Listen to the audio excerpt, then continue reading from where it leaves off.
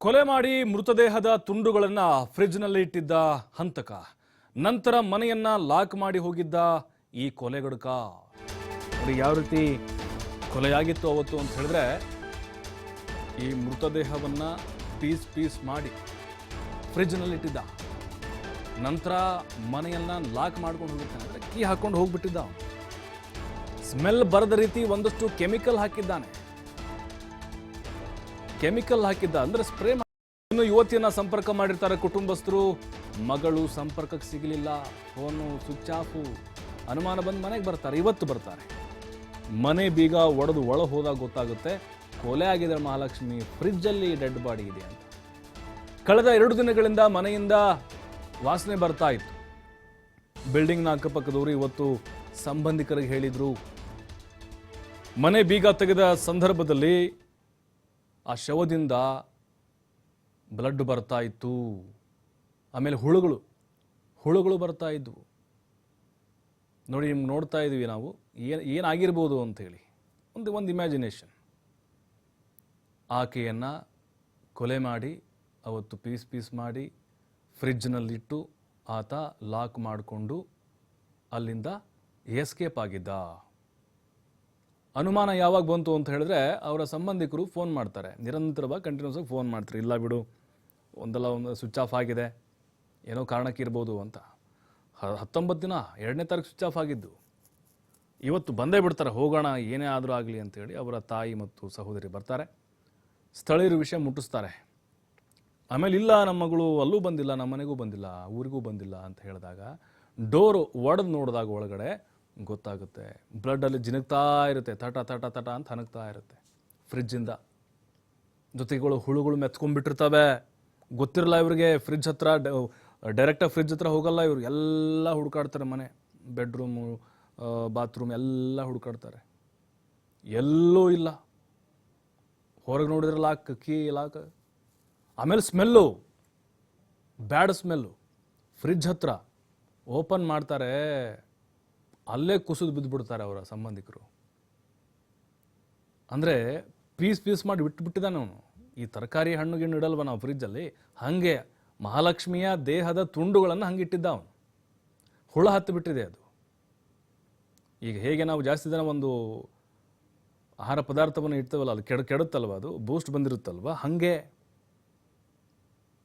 ಈಕೆಯ ದೇಹದ ತುಂಡುಗಳಿಂದ ಹುಳುಗಳು ಬರ್ತಾ ಇರ್ತವೆ.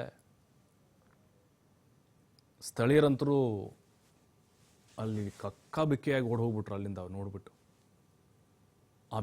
ಆ ರೀತಿ ಭೀಕರವಾಗಿ ಆತ ಕೊಲೆ ಮಾಡಿದ್ದಾನೆ. ನೋಡಿ, ಸಾಂದರ್ಭಿಕ ಚಿತ್ರವನ್ನು ಕೂಡ ನಾವು ತೋರಿಸ್ತಾ ಇದ್ದೀವಿ. ಏನಾಗಿರಬಹುದು? ಡ್ರಾಪು ಆ್ಯಂಡ್ ಪಿಕಪ್ ಮಾಡೋನ ಒಬ್ಬನಿದ್ದ, ಮರುಸೃಷ್ಟಿ. ಡ್ರಾಪ್ ಮಾಡ್ತಾ ಇರ್ತಾನೆ ಡೈಲಿ, ಪಿಕಪ್ ಮಾಡ್ತಾ ಇರ್ತಾನೆ ಡೈಲಿ. ಅದಾದ್ಮೇಲೆ ಏನಾಗಿರಬಹುದು? ಆಕೆನ ಇಷ್ಟು ಭೀಕರವಾಗಿ ಕೊಲೆ ಮಾಡಲಿಕ್ಕೆ ಕಾರಣ ಏನಿರಬಹುದು? ಇದು ಅಕ್ರಮ ಸಂಬಂಧಕ್ಕೆ ಆಗಿರುವಂತಹ ಕೊಲೆನ?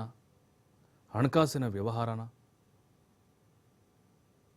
ಆಕೆ ಏನಾದರೂ ವಿರೋಧ ಮಾಡಿದ್ಲ ಮದುವೆ ವಿಚಾರಕ್ಕೆ ಸಂಬಂಧ ಪ್ರಸ್ತಾಪ ಆದಾಗ? ಅಥವಾ ಆಕೆ ಇವನಿಗೆ ಏನಾದರೂ ಮದುವೆ ಆಗುವಂತ ಪೀಡಿಸ್ತಾ ಇದ್ಲ?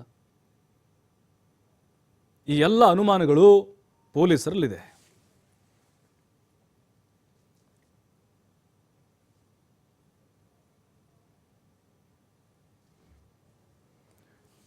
ಘಟನೆ ಬಗ್ಗೆ ಮತ್ತಷ್ಟು ಮಾಹಿತಿ ಕೊಡ್ತಾರೆ ನೇರ ಸಂಪರ್ಕದಲ್ಲಿ ನಮ್ಮ ಪ್ರತಿನಿಧಿ ಸಂತೋಷ್. ಈಗ ಇಡೀ ಸಿಲಿಕಾನ್ ಸಿಟಿ ಬೆಚ್ಚಿ ಬಿದ್ದಿದೆ. ಮಹಾಲಕ್ಷ್ಮಿಯ ಈ ಭೀಕರ ಕೊಲೆಯ ಘಟನೆಯನ್ನ ಸುದ್ದಿ ಕೇಳಿ ಸದ್ಯಕ್ಕೆ ತಾವಿರುವಂತಹ ಸ್ಥಳದಲ್ಲಿ ಏನೆಲ್ಲ ಆಗ್ತಾ ಇದೆ? ಈ ಸದ್ಯಕ್ಕೆ FSL ರಿಪೋರ್ಟ್ ತೆಗೆದುಕೊಂಡಿರುವಂತಹ ಕೆಲವೊಂದಿಷ್ಟು ಅಂಶಗಳಾಗಿರ್ಬೋದು, ಜೊತೆಗೆ ಅಲ್ಲಿ ಮರಣೋತ್ತರ ಪರೀಕ್ಷೆ ಆಗಿರ್ಬೋದು, ಆರೋಪಿಯ ಒಂದು ಸುಳಿವಾಗಿರ್ಬೋದು, ಏನೆಲ್ಲ ಆಗ್ತಿದೆ ಅನ್ನೋ ಸದ್ಯಕ್ಕೆ?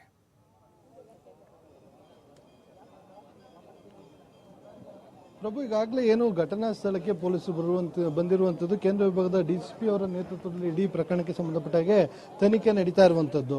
ಸೊ ಇಲ್ಲಿ ಈಗಾಗಲೇ ಪೊಲೀಸರು ಏನು ಶೇಷಾದ್ರಿಪುರಂ ಸಬ್ ಡಿವಿಷನ್ನ ಇಡೀ ತಂಡ ಇಲ್ಲಿಗೆ ಬಂದಿರುವಂಥದ್ದು. ಇದರಲ್ಲಿ ಮೃತದೇಹ ಏನು ಪತ್ತೆಯಾಗಿರುವಂತಹ ಆ ಮೃತದೇಹದ ಸ್ಯಾಂಪಲ್ಸ್ಗಳನ್ನು FSL ಟೀಮ್ ಇರ್ಬೋದು, ಅದರ ಜೊತೆಗೆ ಡಿವಿಷನ್ ಸೋಕೋ ಟೀಮ್ ಏನಿದೆ ಅದು ಕೂಡ ತೆಗೆದುಕೊಂಡಿರುವಂಥದ್ದು. ಸ್ಯಾಂಪಲ್ಸ್ಗಳನ್ನು ತೆಗೆದುಕೊಳ್ಳುತ್ತಾರೆ. ಈಗಾಗಲೇ ರೆಫ್ರಿಜರೇಟರ್ನಲ್ಲಿ ಎಷ್ಟು ಪೀಸಸ್ಗಳನ್ನಾಗಿ ಕತ್ತರಿಸಲಾಗಿದೆ ಅನ್ನೋದನ್ನು ಕೂಡ ಮಾಹಿತಿಯನ್ನು ತೆಗೆದುಕೊಳ್ತಾ ಇರುವಂಥದ್ದು. ಅದರ ಜೊತೆಗೆ ಬೌರಿಂಗ್ ಆಸ್ಪತ್ರೆಯಿಂದ ಅಲ್ಲಿನ ಸಿಬ್ಬಂದಿಗಳು ಕೂಡ ಮರಣೋತ್ತರ ಪರೀಕ್ಷೆಗೆ ಇಲ್ಲಿಂದ ತೆಗೆದುಕೊಂಡು ಹೋಗಬೇಕಾಗುತ್ತೆ ಸಂಪೂರ್ಣ ತುಂಡರಿಸಿರುವಂತಹ ಮೃತದೇಹವನ್ನು.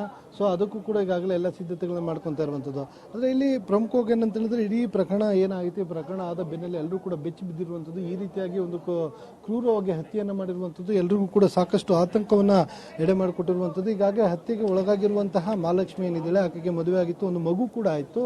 ಸೊ ಆ ಮಗು ಮತ್ತೆ ಗಂಡ ಇಬ್ಬರು ಕೂಡ ಸಪ್ರೇಟ್ ಆಗಿದ್ರು, ನೆಲಮಂಗಲದಲ್ಲಿ ವಾಸವಾಗಿದ್ರು. ಇಲ್ಲಿ ಈಕೆ ವಾಸವಾಗಿ ಇಲ್ಲಿ ಮಲ್ಲೇಶ್ವರಂನಲ್ಲಿರುವಂತಹ ಬ್ರಾಂಡ್ ಫ್ಯಾಕ್ಟರಿ ಏನಿದೆ ಅಲ್ಲಿ ಕೆಲಸವನ್ನು ಮಾಡ್ಕೊಂಡಿದ್ಲು. ಮತ್ತೆ ಆಕೆ ಜೊತೆಗೆ ಅವರಿಬ್ರು ಕೂಡ ಮಹಾಲಕ್ಷ್ಮಿಯನ್ನು ಕೊಲೆ ಆಗಿರುವಂತಹ ಮಹಿಳೆ ಏನಿದ್ದಾಳೆ ಅವರು ಟ್ವಿನ್ಸ್ ಅಂತ ಹೇಳಾಗ್ತಿರುವಂಥದ್ದು. ಆಕೆ ಸಹೋದರಿ ಕೂಡ ಇಲ್ಲೇ ವಾಸವಾಗಿದ್ಲು ಅನ್ನೋ ಮಾಹಿತಿ ಲಭ್ಯವಾಗ್ತದೆ. ಆದರೆ ಈಕೆ ಕೆಲಸಕ್ಕೆ ಹೋಗಿ ಹೋಗುವಂಥ ಸಂದರ್ಭದಲ್ಲಿ ಓರ್ವ ಯುವಕ ಬಂದು ಪಿಕಪ್ ಮತ್ತು ಡ್ರಾಪ್ ಅನ್ನು ಮಾಡ್ತಾ ಇದ್ದ ಅನ್ನೋ ಮಾಹಿತಿ ಇರುವಂಥದ್ದು. ಆದರೆ ಆತ ಯಾರು ಏನು ಅನ್ನೋದ್ರ ಬಗ್ಗೆ ಇನ್ನೂ ಕೂಡ ಮಾಹಿತಿ ಲಭ್ಯವಾಗಿಲ್ಲ. ಸ್ಥಳೀಯದಂದ್ರೆ ಆ ಕಟ್ಟಡದಲ್ಲಿ ವಾಸವಾಗಿರುವಂತಹ ಅಲ್ಲಿನ ನಿವಾಸಿಗಳೇನಿದ್ದಾರೆ ಅವರ ಬಳಿ ಕೂಡ ಸಾಕಷ್ಟು ಮಾಹಿತಿಯನ್ನು ಕಲೆ ಹಾಕಿದ್ರೆ. ಇನ್ನು ಈಕೆಯ ಮೊಬೈಲ್ ಯಾವತ್ತಿಂದ ಸ್ವಿಚ್ ಆಫ್ ಆಗಿದೆ, ಇವಳು ಯಾವತ್ತಿಂದ ಸಂಪರ್ಕದಲ್ಲಿ ಸಿಕ್ಕಿಲ್ಲ ಅನ್ನೋದನ್ನು ಕೂಡ ಮಾಹಿತಿಯನ್ನು ಕಲೆ ಹಾಕಬೇಕಾಗುತ್ತೆ. ಅದರ ಜೊತೆಗೆ ಪ್ರಮುಖವಾಗಿ ಆಕೆಯ ಹೆಚ್ಚಾಗಿ ಯಾರ ಜೊತೆ ಸಂಪರ್ಕದಲ್ಲಿ ಇದ್ಲು ಅನ್ನೋದು CDR ಮುಖಾಂತರ ಗೊತ್ತಾಗುವಂಥದ್ದು.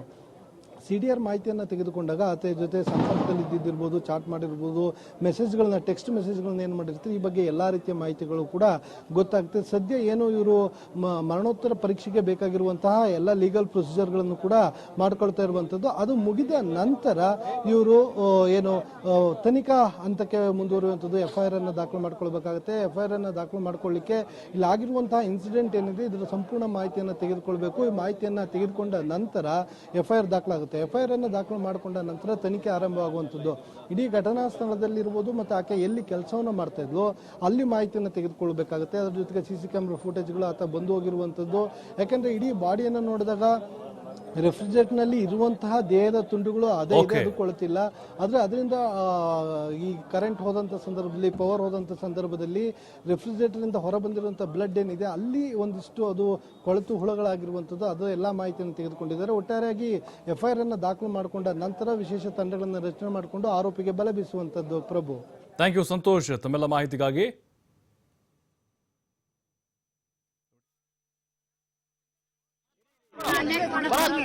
ಸ್ವಲ್ಪ ನಾಯಿ ನೋಡ್ಕೊಂತ ಹೇಳವಳು, ನಾಯಿ ನೋಡ್ತಾ ಇದ್ವಿ. ಅದಾದ್ಮೇಲೆ ಅವಳೇ ಫ್ರೆಂಡ್ ನೋಡಿ ಮೇಡಮ್ ಅವ್ರ ಅಣ್ಣ ಇದ್ರ ಜೊತೆಗೆ ಮದುವೆ ಆಗಿತ್ತ ಮೇಡಮ್? ಇವತ್ತೇ ಗೊತ್ತಾಗಿದ್ ಮದ್ವೆ ಆಗಿದೆ. ಮದ್ವೆ ಆಗಿರೋದು ಇವತ್ತೇ